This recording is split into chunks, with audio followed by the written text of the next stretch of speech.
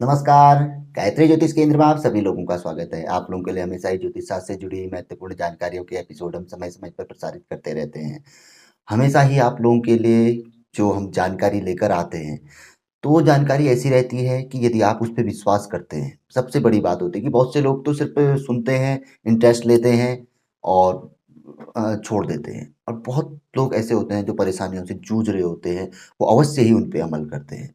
तो यदि आप जानकारी पे अमल करते हैं, जो हम आप लोगों के लिए नियमित तौर पर लाते हैं, तो अवश्य ही उससे लाभान्वित आप लोग होते हैं।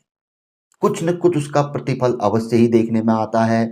यदि आप लोगों के देखने में नहीं आ रहा है, तो ये नहीं समझना चाहिए कि हमें कुछ प्राप्त नहीं हुआ। कहीं न कहीं बहुत बड़ी विपदा, बहुत बड़ी बाधा उस चीज़ ने रोक दी, जो हमें पता ही नहीं चला कि भई कुछ हुआ ही नहीं। बहुत कुछ हो सकता था, लेकिन जो चीज़ें, जो उपाय हमने आदि किए, तो उनसे वो चीज़ें रुक गई। हमें ऐसा भी समझना चाहिए। तो आज हम आप लोगों के लिए जो राहु ग्रह व केतु ग्रह का स्थान परिवर्तन हुआ है, जो कि मेष राशि में राहु चले गए हैं और तुला राशि में केतु चले गए हैं। हमने बीच में बताया भी था एक एपिसोड में कि कौन-कौन सी राशियाँ इससे प्रभावित होंगी और क्या रहेगा। हर राशि वाले प्रभावित होते हैं किसी हर ग्रह से, किसी न किसी तरीके से, वर्ष में या समय आने पर। तो हमें विशेष तौर पर अपनी जन्म पत्रिका आदि किसी अच्छे ज्योतिषी से दिखा लेनी चाहिए, अवश्य ही, क्योंकि यही एक ऐसा, मनुष्य जीवन बहुत छोटा भी है, बहुत बड़ा भी है। यहाँ कल क्या हो जाए कोई नहीं जानता। तो एक ऐसी चीज़ है जो एक अनमोल धरोहर है, जो कि हमें कुदरत द्वारा एक सौगात है कि हम आने वाले समय में कुछ अपने कष्टों का को हल्का कर सकते हैं, कम कर सकते हैं। जहाँ पर हमारा अच्छा समय है, उसमें हम थोड़ा-सा वृद्धि कर सकते हैं। बाकी तो जो नसीब में लिखा हुआ है, वो होना ही है। तो अवश्य ही दिखा लेनी चाहिए। रत्न को देखिए, हम रत्न धारण करते हैं या कोई चीज़ें धारण करते हैं। देखिए आप, हम पुराने सीरियल आदि देखते हैं, वहाँ पर हम देखते हैं कि जो ये रत्न आदि से ही जड़े हुए गहने आदि, भगवान आदि जो लोग धारण करते थे, जो उनको दिखाते हैं, तो भगवान को भी रत्न धारण करने वाला कहा गया है। भगवान स्वयं, भगवान विष्णु रत्न धारण किया करते थे, ऐसा शास्त्र में उल्लेख है। तो रत्न धारण है, और भी कई चीज़ें हैं, रुद्राक्ष धारण है। देखो रुद्राक्ष धारण के लिए कई चीज़ें रहती हैं, तो इसलिए उसको तो हम बहुत कम बताते हैं कि भाई जो सन्यासी लोग हैं उन्हीं के लिए वो उचित है। इसके अलावा यंत्र धारण है, जड़ी धारण है, या उपाय हैं, उनसे संबंधित, ग्रहों से संबंधित, अत्यंत ही लाभकारी है। तो हमें अवश्य ही करनी चाहिए। तो बात कर रहे हैं राहु केतु के परिवर्तन से संबंधित। बहुत से लोगों के फोन आए कि भाई देखिए अब हमारी राशि में चले गए या राशि से छूट गए हैं, तो क्या अब हमें रिलीफ मिलेगा, कोई उपाय आदि करना चाहिए, वो करके। तो उपाय देखिए, शास्त्र इतने ज़्यादा हैं ग्रंथ कि आदि पढ़ेगा तो पढ़ते पढ़ते सदियां निकल जाएंगी, हर प्रकार के हैं। अब जहाँ पर को इनका सार निकालना पड़ता है कि भाई कैसे, मतलब क्या है, क्या होना चाहिए यहाँ पर को। जैसे कहीं पे हम कुंडली विश्लेषण आदि कर रहे होते हैं, तो भाई यहाँ पर वो क्या सार निकलता है। हर किताबों में अलग अलग दिया है, कहाँ पर को किसी ऋषि, जो राइटर रहे हुए हैं, जो हमारे पुराने ऋषि लिखे हैं, किसी ने कुछ लिखा है, किसी ने कुछ, तो कई जगह पे ऐसा है। तो एक सार निकलता है प्रैक्टिकली तौर पे भी।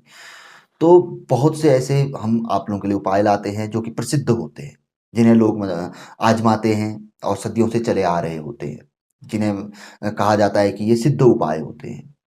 और जो विशेष तौर पर जो आज हमारे घरों में जो बुजुर्ग लोग होते हैं, जिनको जो इस तरीके की जानकारी पे इंटरेस्ट रखते हैं, उन लोगों को अवश्य ही ये जानकारियाँ पर प्राप्त होती हैं, जानकारी पता होती है।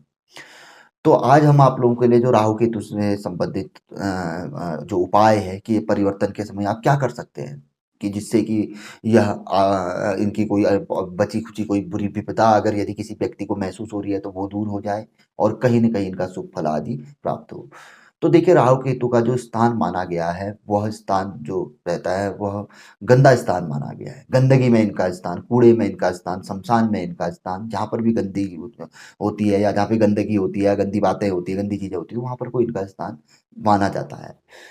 तो हमारे शरीर को यदि हम देखें, तो सबसे गंदा जो रहता है, जिससे जो हमारे शरीर की रक्षा करता है, जो सबसे गंदा हमारे शरीर पे होता है, वो सबसे नीचे का स्थान, यानी कि चप्पल या जूता।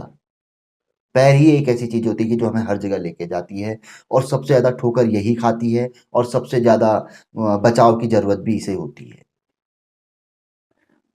तो क्योंकि सारी गंदगी से ही यह लड़ती है।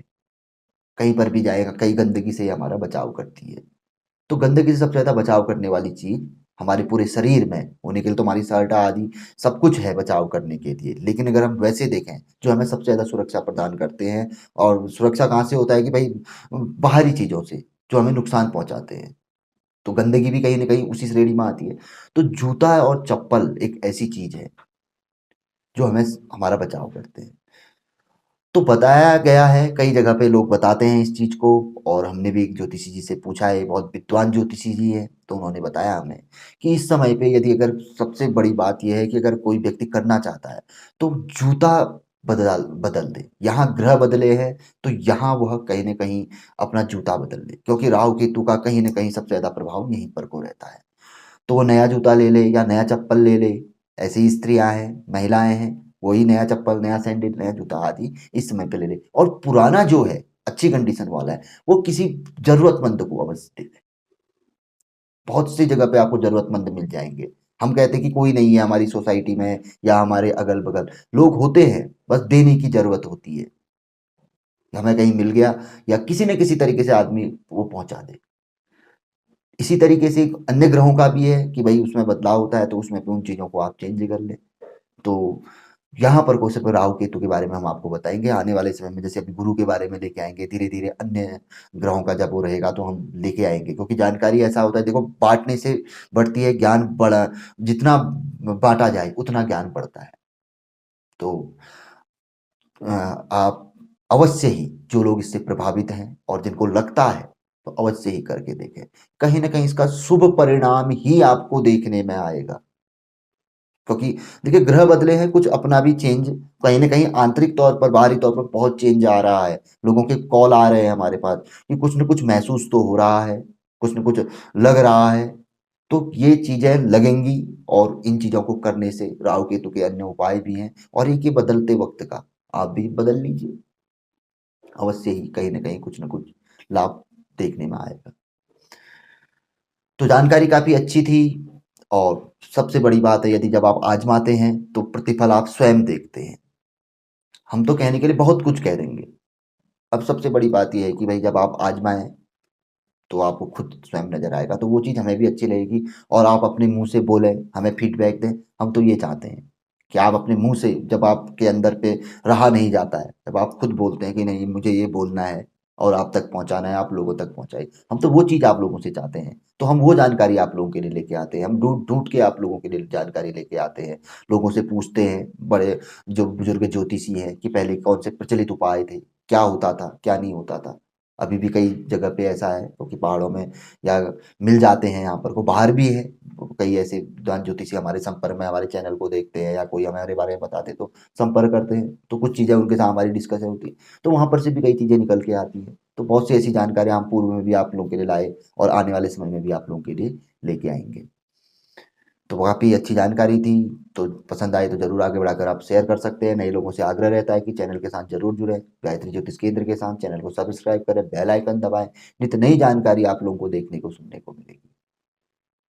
तो मिलेंगे ऐसी किसी बहुत अच्छी जानकारी के एपिसोड के साथ अगले वीडियो में, तब तक के लिए नमस्कार। जय श्री राम, जय श्री कृष्णा, ओम नमः शिवाय।